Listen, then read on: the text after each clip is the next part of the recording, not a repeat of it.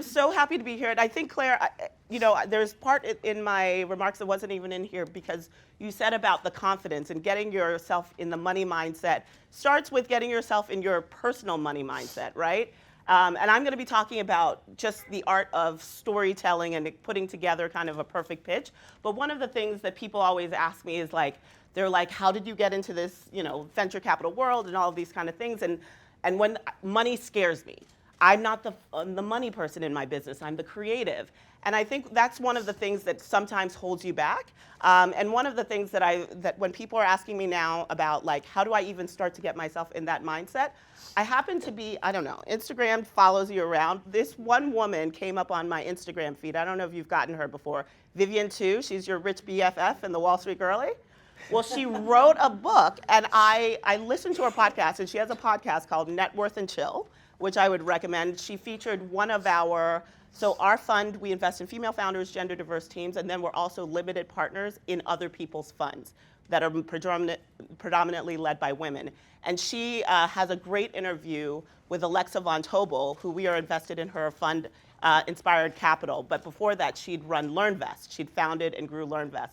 So I think that's a really great interview to listen to called Net Worth and Chill, and that episode if you want a specific episode. And then she wrote a book called Rich AF. This one does the personal finances breakdown, and she speaks in a conversational. I did her Audible because I like the way she speaks. And so listening to that one, if you want to talk about like, how do I start it from the inside out, I'd start with listening to that book, and it just was released. She's on her book tour now. I have no affiliation with her. I just listened to it, and I thought it was really well done of making it simple, of making it so you can understand it and start building in that confidence, because that's where it starts. And then it goes from there into your business, into your teams, and imparting it to others. So I'll start with that. And that was Claire. She was delightful. Stunning. Looks the same to me.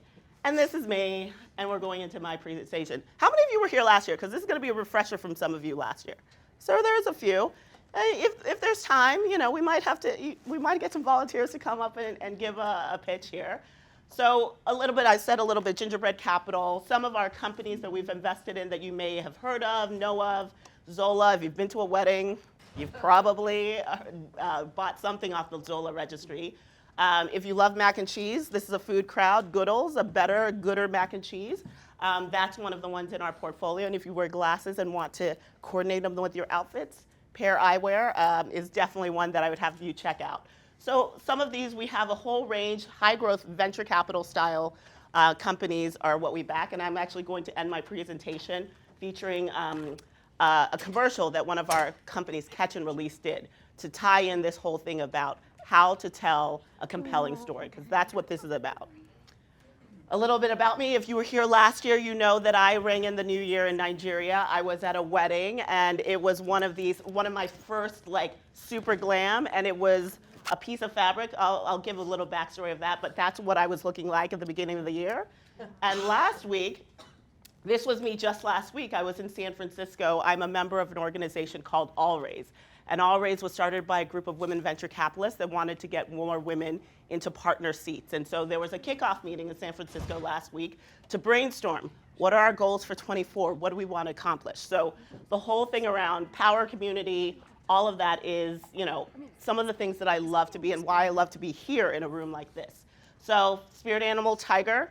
I went to Princeton. My elementary, high school, and college mascots were tigers. So there was only one thing I could name my business when I started it, Tigress Ventures. I'm a partner at Goldman, Wharton MBA, and then Gingerbread Capital. Last 5.5 years, this is what I've been doing, working on backing female-founded and gender-diverse teams. So today, we're doing about what you're going to do every day, all day about your business, whether you're talking to your teams, whether you're talking to investors, whether you're talking to customers. It is about mastering the art of being able to pitch yourself to the audience that you're talking to in an effective way.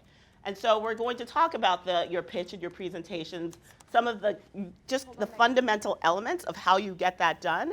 And then if we have time, I'd love to hear a couple of yours, 90-second pitches. Some of you last year knew some of these elements. So I had some plants in the room, but they got delayed. So Queenie, when she comes in today, let her do it, because I asked her in advance if she would volunteer, so she is ready.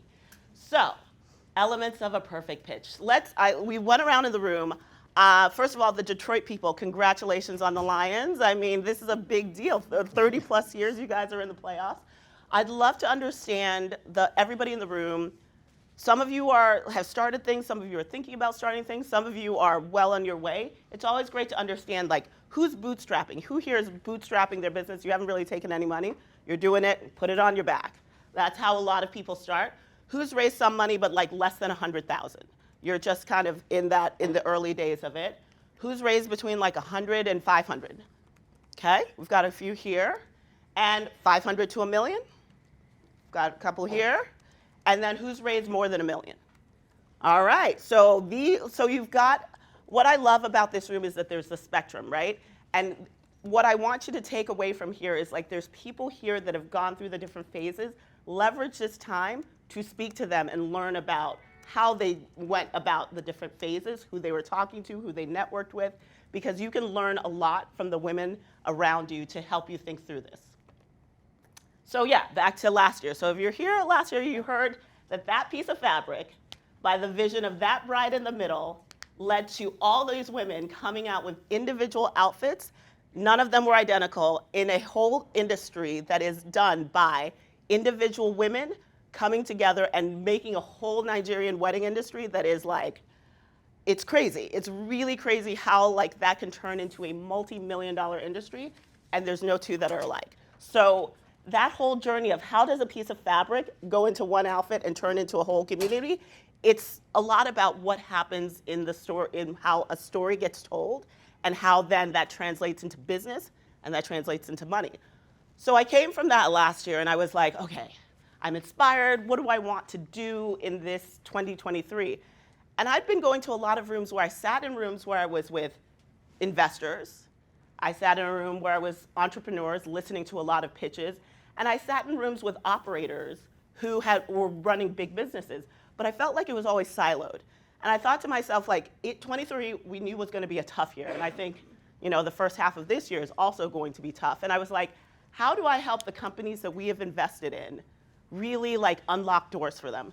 And to me, it was like, how do I leverage my community, my network, and the seat that I sit in to drive and open doors for the women in my portfolio?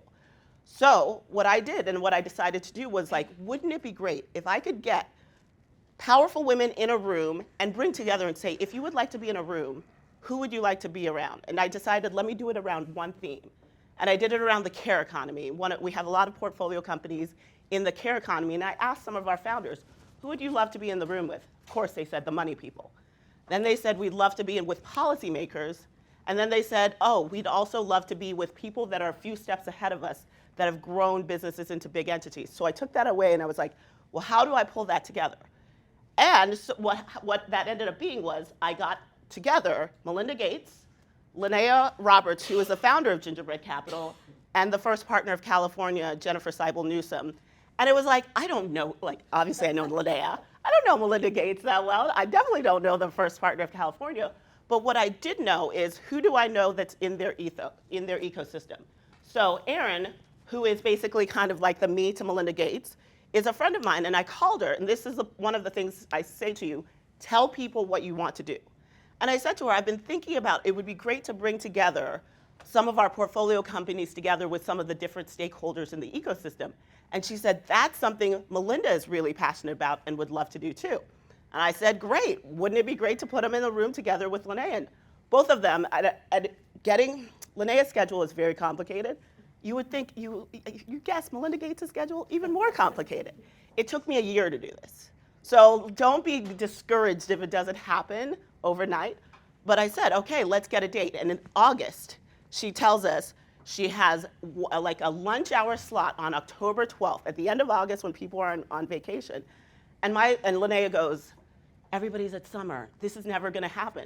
And I said to her, even a woman like that, I go, do you know who you are, and do you know who who Melinda Gates is? I think if I invited any of you to come hang out with them, you'd come, right? So we sent out an invite to those stakeholders that I mentioned. People in finance, that's where I have lots of networks. People in policy, I didn't have a lot of network there, but I knew people who did. And then operators who could tell these women how they could get, what it was like growing a business. And it took just like a couple of weeks, but if you had it all planned out and mapped it in advance and told people what you wanted, you could get it done. And so, my crowning achievement of 2012, 30 people, where the majority of that room were women centered around the table. We had 4 of our founders. We decided to have, instead of them introduce each other, we had the funds that we had invested in that invested in them tell everybody else why they invested in them. Because sometimes the best people to brag about you are other people. Other people can see you in a way sometimes you don't. And then we put those people together at the table with the former Surgeon General of California, the former Surgeon General of the United States, the current Surgeon General of California, and different people from Wall Street and different aspects of private equity. But what I love at this table is, and we did it at KKR, which is one of the most, Linnea is married to George Roberts, the R of KKR, so we knew we could get a good room. And so we got this room assembled, and one of the things that I'm most proudest about is that my founders came away, the 4 founders said, this is the best thing an investor has ever done for me. There have been customers that have come out of this. We've gotten meetings with investors that we wouldn't otherwise have gotten. And part of that was because they told me exactly what they wanted. So when somebody asks you, how can I be helpful? What can I do for you? Be ready to answer of like, usually it's, I need money, I need customers, and I need exposure. Those tend to be, when you're running a business, those are the key things. But be ready with that, because hopefully, it might take me a year, but somebody that's really behind you will try to deliver that for you. So that was the highlight of my 23. So how am I going to top that in 24? Maybe I'll be calling one of you, because actually Charleston is on my agenda of one of these, so you might get a call from me as part of it. But thinking through, how do you turn a concept, a pitch, into an actual element? So what are the elements of a perfect pitch? They really can be, brought down when you're thinking about your business. It can be broken down into these steps, starting with a compelling backstory. And usually that compelling backstory starts with you.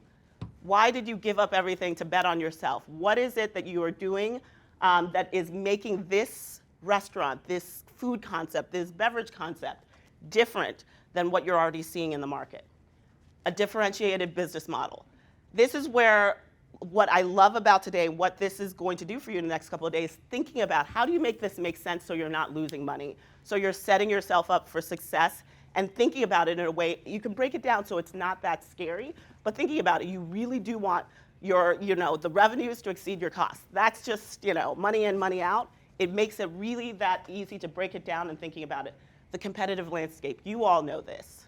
What you're doing is competitive. There are food concepts but there are special ones that stand out, and really thinking about the competitive landscape, you have competition. Even if everybody's like, oh, I have no competition, somebody was doing something before you came along. So there's an alternative to you. So thinking about how that competitive landscape comes in. Scalability. You should be honest with yourself. You don't necessarily always have to, you don't need to be gunning to raise like the next $1 billion Shake Shack, whatever, but maybe you are. Think about who you are, what you're trying to build, and let the money that you take follow accordingly, because taking the wrong kind of money that's not aligning with what your vision is one of the fundamental reasons why people lose their businesses or get removed from the businesses that they've built. So align kind of what you're interested in and the kind of scale of what you want to build to the types of money that you want to take. And I know today you're going to hear about the different sources of capital. And all of this, wrap it around the audience that you're talking to. So before you start the rest, think about, who am I going to be speaking with? What do they want to hear? And tell it from that standpoint. It's always starting with the audience first and building the rest back, because one pitch, you can't have one pitch. There's not one size fits all when it comes to pitches. You need to understand who you're talking to make them really listen and for it to resonate. So that compelling backstory. What's the problem? What's the opportunity? And depending, in my world, I need the problem to be big. I need the opportunity to be big. So we're looking for like $1 billion exits in the things that I'm investing for. But that's not always necessarily the case. But if you really can articulate what the problem is that got you into going into this venture that you've decided to do, that really starts at the heart of it, because you're going to be doing a lot of hours, a lot of hard work, and it's going to be that this problem is big enough that it's worth your time and your interest to do it. So you being uniquely qualified to solve this problem. That's also about really rooting it in that founder story and like this, I know how to do this. I can cook Nigerian food better than anybody else. I can make it into a fast casual concept better than anybody else, and there's not a lot of people around. So thinking about what are these things that make you uniquely qualified. So the this is the thing that kind of makes or breaks is when you're trying to put it all together, is how are you actually going to solve it? What are the, the product, the costs? Don't just, you don't have to be a finance person, but don't just outsource all of the money part and the numbers part to somebody else and assume they'll have it. You don't need to necessarily be a finance whiz, but like really make sure you understand your costs and then what you're charging so that you like at a high level. That will really start you off, and you can then ask questions. When something doesn't quite make sense, you can be like, that doesn't make sense. And again, if you're the boss, don't let somebody say, oh, you don't have to worry about that. Push them to articulate it for you until it makes sense to you. Because that's sometimes people are like, don't worry, just cook the food, just make the vision. No, that's how you lose your business if you just say somebody else took care of it and I let it go. So don't let that part out of your sight. So how much does it cost to make your product? And then the other thing, what's going to bring somebody back? Because if you're a one and done product with food, I think that's going to be difficult because you just have to keep finding more and more and more people. So the key is, what is so tasty, what is so unique, what is so memorable about the experience that people just keep wanting to come back? Because if you can get like 10 people that come back a lot, it cuts down how many new customers you have to acquire, because that also leads to word of mouth when you start getting that loyalty factor. Competitive landscape, we all know, when somebody tells me, we have no company, that's almost like it ends the meeting, because that just means that you're not thinking creatively enough of the way that other people can use and do something else that has nothing to do with you. Everybody's the main character in their story, but like everybody else is also. So like thinking about, you're not the only one in this market. If you have any, I think about with food, I think it's difficult to do IP, but you could do brand and like Coca-Cola and the trademarking of whatever is in the flavor sauce. There's things that you can do that like can make it uniquely to you. So thinking about ways where you can carve out that whole thing, what we call a moat. Anything you can do that can do that, and if you can get it, patented or get some IP protection, fine. But that might not be worth the money for you to do. So I wouldn't necessarily say too much about like going after it unless there's a tech element to what you are building. And then scalability. We talked about this from the go-to-market. Most everybody starts kind of with one. You start with one restaurant. You start with one SKU. You start with one product. And then you think about building that roadmap of how am I going to get that to market, and how do I build that from there? How much does most of this, when it's consumer facing, the hardest part is how do you acquire those customers? You start with your friends and family, but then how do you get strangers and all of those other people to start buying your product, coming to your restaurant, sampling what it is that you're doing? The better you get to being able to doing that faster and cheaper, the more that's going to let you put your money back into the business, innovating on new product lines or thinking about new locations. Those are the key to thinking about, and you should think about that from the outset. And it lines that up also with how you're thinking about yourself, of how big you want this to be.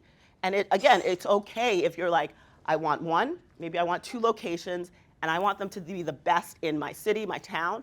That is also fine, because a lot of people have become multi-millionaires on just one location. So when everyone's like, oh, you've got to own the world, know yourself to go after what you want, because that's when you'll be the most successful. And then your audience's language. Who are you pitching to? Who is sitting across from you at that table? If it's an investor, I'm thinking, how much can it scale? What kind of returns am I going to get? If it's a customer, is it good? Am I going to like this? Do I want to bring my friends, my family, people to celebrate in this space with this product?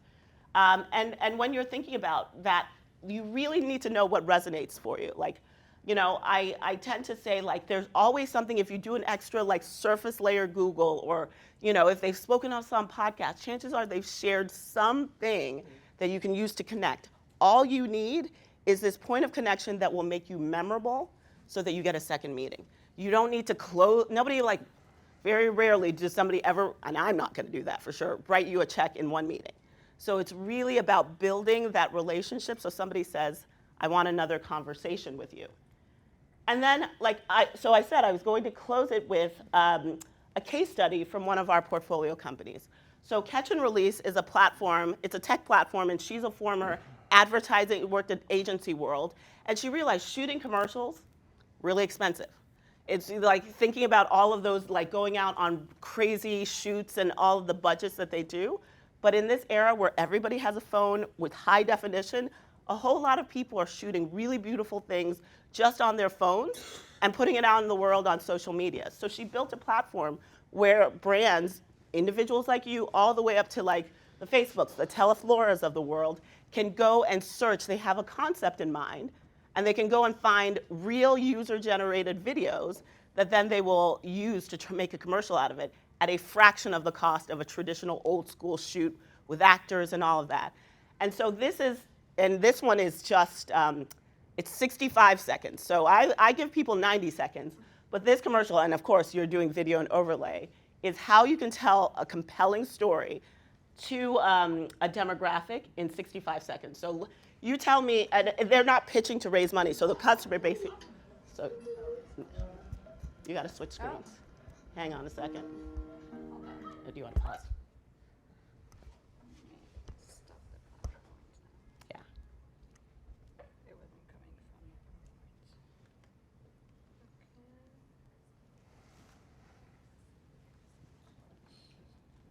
from. See, that's perfect. Yeah, let's make it full screen. Yeah. Perfect. All right.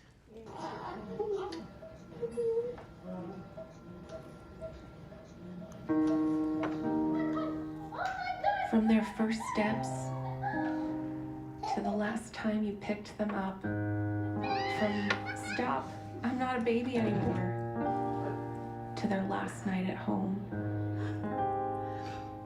from their first heartbreak to their everlasting love, and from an old love to a brand new one. The hardest part about being a mom isn't letting you grow. You have a good day, okay? It's letting you go.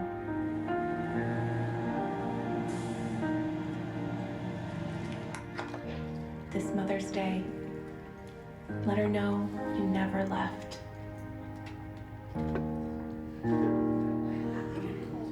65 seconds. You're crying. We're crying. 65 seconds. All of those clips. I would say maybe the last one might have been Teleflora actually having somebody in there. But look at that. Look at that. Everybody. If you've got a mother, you know, like somebody, like that's how you tell a compelling story.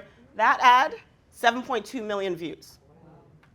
And the cost for them to make that ad, a fraction of what a normal shoot does. All using real people, and the narrative was, how do you tell that story about the importance of motherhood in the different phases? So you can do a compelling story, and if you get it, and we all have access to YouTube and these platforms, they sold a lot of flowers with that, you know? So this is, and who was the customer base? All of us. You know, anybody that like thinking about a Mother's Day and like, how do you think about it? And it's in their name, the branding's in the name. Call us, we can go online. All of these kind of things weave together a compelling story, and it can be done in 90 seconds, 65 seconds. So this is what I'm talking about. It really goes down in the end of it to the heart of the compelling narrative of why. And like, look at that, we're in I didn't mean for us to be in tears, but we're in a happy tears. But this is what I'm talking about, leveraging the power to tell a compelling story by hitting that audience where they care about the most. So with that, I will pause. Anybody have any questions about any of these aspects? Or, you know, if somebody wants to come up here and do a 90-second pitch, we're happy to hear it too. But you had a couple questions. I do have a question. Yes. I'm like, I wish I had Kleenex. Woo! In your slide about differentiating your business model, oh my God, excuse me. Yes. You have how much does your product cost versus how much does it cost you to make your product? Can you elaborate a little bit more on those two? Yeah, so there's a couple of, well, like, so what kind of business do you have? Oh my gosh, thank you so much. Woo!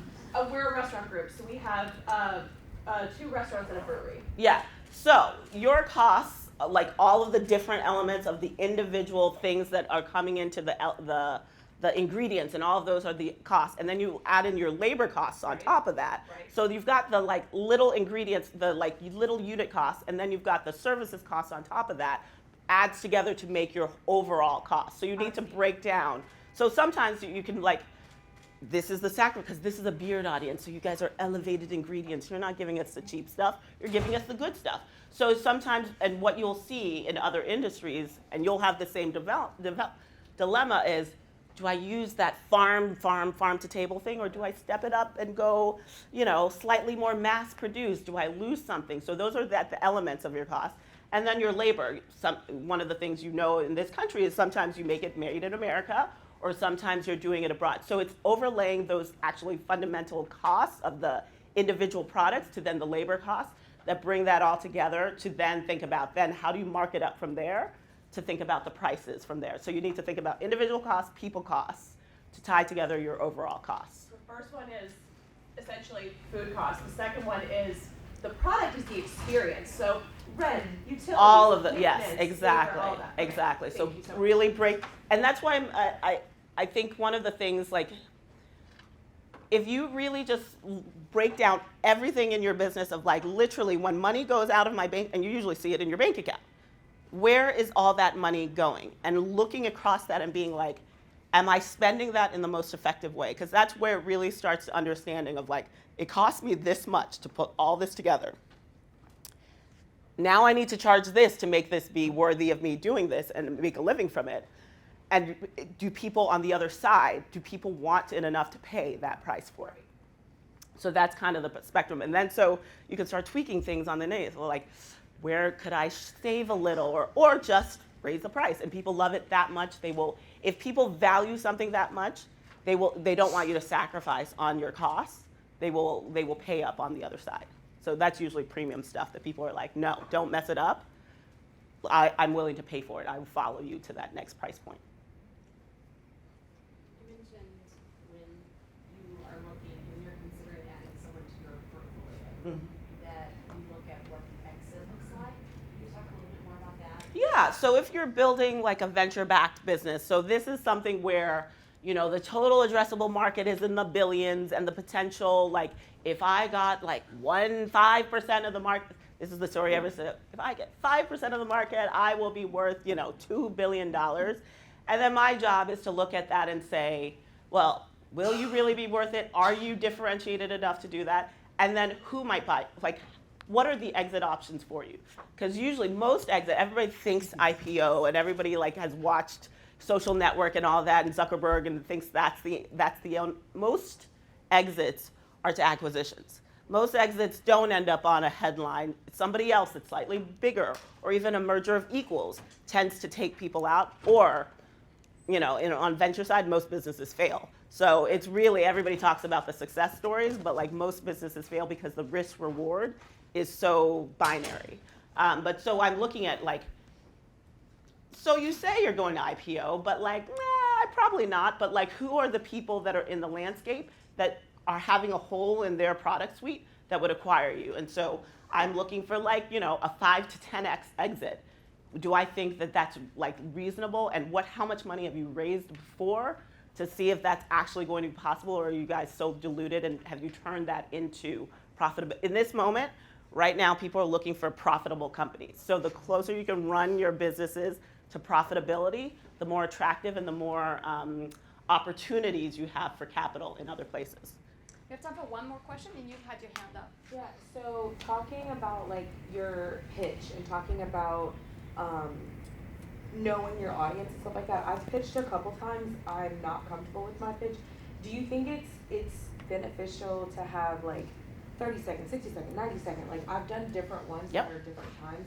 And so like, is that something that I should have in my business arsenal? Absolutely. So these elements don't really change. What changes is how much time you've got. So everybody says the elevator pitch, which is like 60 seconds. And again, you don't need to throw them everything. You need to understand who that person is, what is the thing that like tends to light them up. Drop that in the time allotted that you have so you could get the follow-up meeting. So you just need to be memorable enough and have enough kind of something that's just popping and standing out that resonates to that person or that group of people that says, I'd love to have a follow-up conversation. And because when people, one of the things I'll get pitch decks with like 55 pages. Nobody's reading that. Yeah. If you can't tell in a deck, like at the intro deck, 15 slides or less, including the beginning and the end slide, like that means to me you can't narrow down your story succinctly if you need 50 slides to tell it, because I'm telling you, nobody's going to read that at the first glance. Thank you. No problem. Ita, thank you so Thank very much. you.